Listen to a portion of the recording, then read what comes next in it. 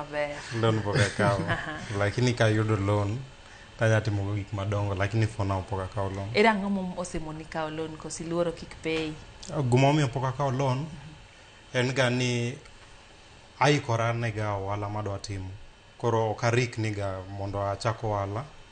Ka paro biro na tajipanga ng'iyana ni pesa di manyalo dwaro mar chako ohala ni, to nyalo kawo how long mondo abed ready mondo achaki.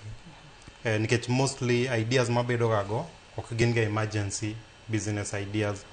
Atake ga time na, atimo ga research moromo. Tiko pesa. Aiko pesa mos. Koro kata save mana for 3 years, a save to aonge pressure. Kochopo sama adwa chako no, to achaka.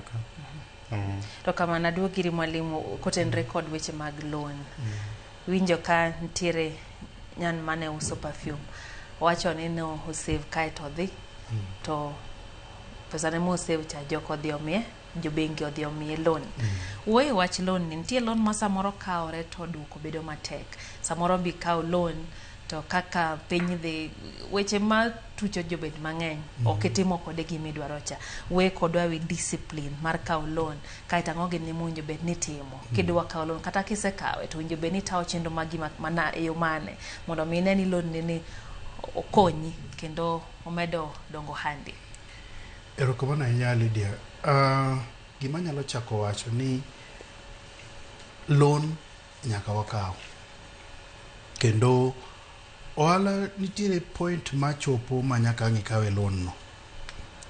Koro mostly king'iyo ohendni madongo ma minyalo sample kata na e Kenya ka, wegi no kawo loan at some point. Nekichi